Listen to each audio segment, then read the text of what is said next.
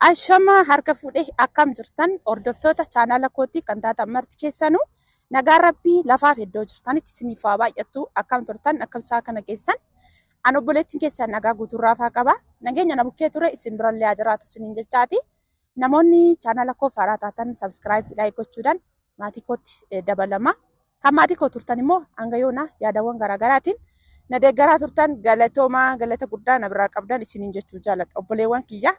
Egaa isin jalaa badeetan ture hin beektan hundi keessanuu akkanan gara biyyaa galee biyyatti galtanii mootuyyuu wanti hundi dafeetoo isiniif mijachuu dhiisuu danda'a.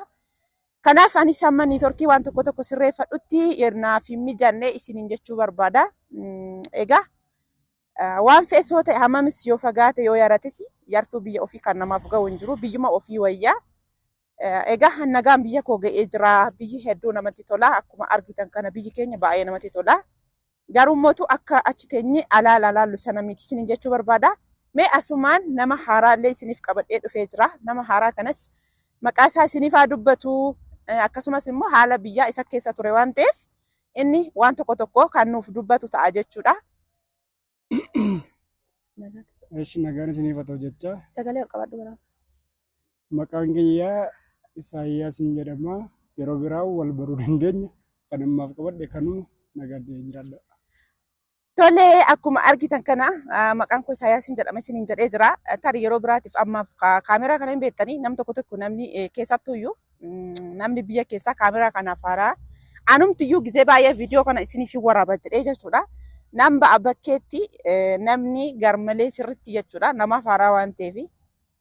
Firii taatanii waraabuu hin dandeessan kaameraa already jechuudha. Garuu mootuyyuu jalqabuunis immoo waan hundumayyuu dandamatanii hojjechuu fi kanaaf xiqqoo dubbachuun ammas ulfaata. Yeroo biraatiif sirritti firii ta'ee kan isiniif dubbatu ta'a. Kanaaf biyyi akkamii gaafa biyya galtee wantoota haala biyyaa nutti himii nuti isin gallaa biyya keenyatti jechaa turtan namoonni baay'een keessan jechuudha. Innaa biyyi hedduu namatti tola. Wanti hundumtuu akka achi teenyee ilaalaa turre sana miti jechuudha. Dhiifama naa godha kaameraa harkaan qabadhee tananii akka chaansiin mana itti yaadetii miti viidiyoo waraabuuf isiniin jechuu barbaade tananii. Kanaaf akka alaala teenye tooniyyuu gara sitti ilaalaa turre sana miti biyyi hedduu takka namatti tola baay'ee nama hawwata walumaa gala biyya ofii wayya hammam yoo ta'e iyyuu kan biyya keessan isiniif ga'u hin jiru isiniin jechuu barbaada. Inni kaan immootu jechuudha fakkeenyaaf ijoollee baay'een sa'aatii kana keessa biyya dhufuurraa achi taa'atii hojjedha kan jedhan baay'ee tokko jira jechuudha. Sana walumaa waa baay'ee wannan isin hubachiisu ta'a. Lammaffaan mootuu haala dhufaatii akkaataa itti kiiloo minaaminni baay'ee tokko hin beeku dhugaa akka itti yaadne sana miti wanti hundumtuuyyuu haarawaa hundi isaayyuu gargar isin jechuu barbaadetananii haaluma yerootti wal qabatee jijjiiramee jira wanti martinuu.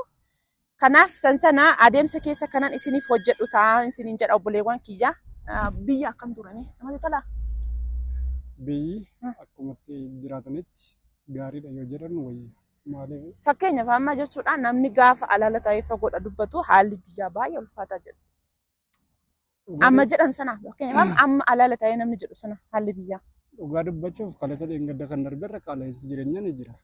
Qaala'insi jireenyaa jira jedhamee garuu biyya ofii baqatanii biyya ormaa jiraachuun tasuma waan hin malle. Maaliif?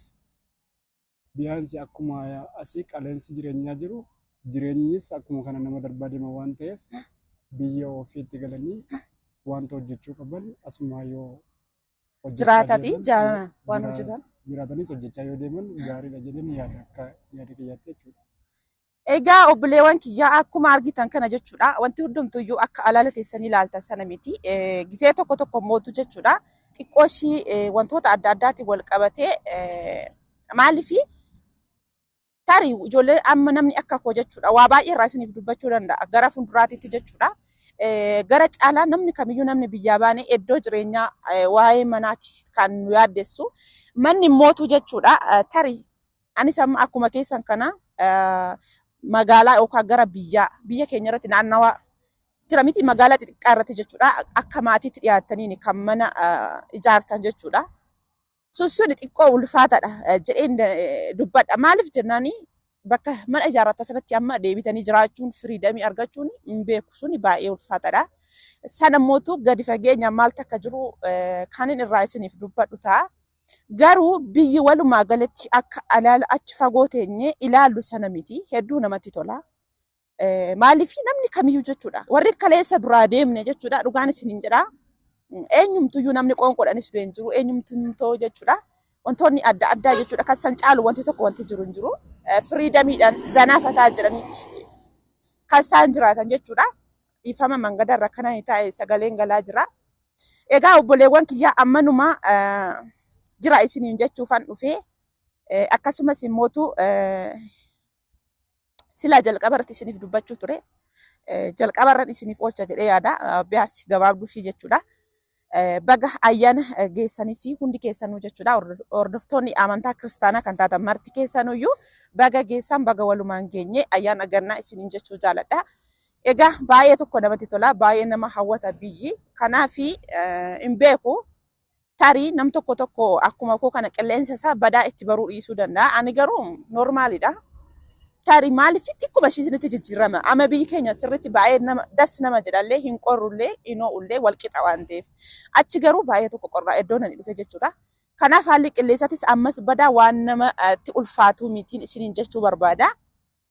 Egaa isin jalaa hin badu kana booda nan dhufaa isiniin jechuu barbaada. Guyyaa lamaan kanayyuu qilleensuma natti jijjiiramteef jecha viidiyoo hojjechuu hin dandeenye. Sagaleen koos noormaalii hin turre jechuudha.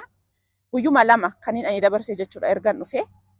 Kanaafuu isin jalaa hin badu gaafiiwwan qabdan gaafii hunda isaayyuu na gaafadhaa tokko tokko isaan isiniif hin deebisaa akkasumas immootu waan tokko tokkos qaaman bakka sanatti mul'adhee tooniyyuu kaaniin isiniif hojjedhu ta'a. Kanaafuu ijoolleen galtanii biyya keessanitti hojiiwwan adda addaa banattanii hojjechuuf kaayyoo qabdanii dhugaa isiniin jedhaa ni hojjetama. Keessattuu sa'aatii kana keessa hojii hedduutu hojjetamuu danda'a. Kottaa hojjedhaan isiniin jedha. Ani maaliifi biyya ormaa biyyuma ormaati. Biyya keessanitti garuu firiidamii guddaa qabdanii hammam yoo ta'es mana keessanii baatanii galtanii akka garaa keessaniitti maaliif hojjettan waggaa dheeraa hammamis hojjedhaa. Jireenyi biyya ormaa umrii keessan fixa malee waa'ee adda sana al tokkotti guunnee gallee tooniyyuu akka warra arabaa sanatti jiraannan soba jechuudha. Akkasitti jiraachuu hin dandeessanii. Kanaafuu gara biyya keessaniitti galaa isiniin jechuu jaalladha. Naa har'aaf jira isiniin jechumaaf akkasumas immoo nagaan akkan gahe isin hubachiisuudhaafan harkaan qabeen isiniif waraabaa ture jechuudha. Tarii meeshaan an qaba garuu mangadarran jira akka chaansiin gadi ba'ee. Iddoon isaa immoo viidiyoo haasa'uudhaaf isinitti tola xiqqoo sagalee jira malee kanattiin isiniif hojjedha isiniin jechuu barbaada. Egaa isuma waliinis waan jiru fakkeenyaaf jira ijoollee hedduun jechuudha haala hojiiwwan garaagaraa irratti waan tokko tokko irratti innillee kaan isiniif qoodu ta'uu danda'a gara fuulduraatti jechuudha. Jireenyi biyya kanaa keessaa akkamittiin tooftan akkamittiin akka hojjetamuu danda'u. Maaliif waan nama xiqqishuu irraa kaanii guddaarra ga'uun hin danda'ama waan jedhamu walumaan kan isiniif qabannee dhufnu ta'a. Hangasitti turtii gaariin isiniin jedha. Baay'een isin jaalladha baay'een isin kabajaa. Laayik, sheer, koomentii gochuudhaan na jajjabeessaan isiniin jedha. Nagaan naamitiin hassanaabbanna. Eeshi amma yeroo biraa walitti deebinutti nagaan nuuf turas niin jenna. Egaa walumaan isiniif kan isiniif qoonnu ta'a jechuudha. Tarii sodaan kaameraa kunis kan irraa badu ta'a gara fuulduraatti hedduu kaameraa sodaata. Kuni kaan namni kamiyyuu hin beektani. Garuu immoo sodaatamuun hin qabu yeroo kam keessattuu jechuudha. Kaameraa sodaanneetiyyuu jechuudha waan dubbachuuf keessa keenya qabnu tokko keessa keenyatti dhiifachuun sirrii mitiin isiniin jedha. Egaa anumtiyyuu harkaan qabuu dadhabaan jira kunoo kaameraa akkuma argitan kana xiqqoo galgalasii hin qorra. Akkasaniin isiniin jedha obboleewwan kiyyaa already viidiyoon koyyuu daqiiqaa gabaabduudha kana waraabe. Egaa yeroo biraa waan nagaafachuu barbaadan hundi keessanuu koomentii jalatti naaf kaa bal'inaan kanaan isiniif deebisu ta'an isiniin jedha. Nagaan naaf turaa baay'een isin jaalladha baay'een isin kabajaa turtii gaarii waaqayyo hunduma keenyayyuu lafa jirrutti nagaa jaalala nu haa kennu. Egaa kottaa gara biyya keessaniitti biyyi keenya hedduu das nama jetti galaan isiniin jedha warri akka koo gola namaa keessa jirtanii. Golli namaa akkuma agartan kana bifa namaa jijjiira. Dhugaan isiniin jedha umurii keessan kan beeku isiniif waaqa garuu mootu gaafa ijoollee warra kaleessa biraa baata sanan bukkeetti of madaaltanii baay'ee ofitti gaabbitanii. Kanaaf golli namaa umurii isin fixxi malee waa'ee adda san al tokkotti guuttattanii galuu hin dandeessan waan ta'eef gara biyya keessaniitti kottaa baay'ee nama hawwata biyyiin isiniin jedha. Nagaan naaf tura turtii gaarii.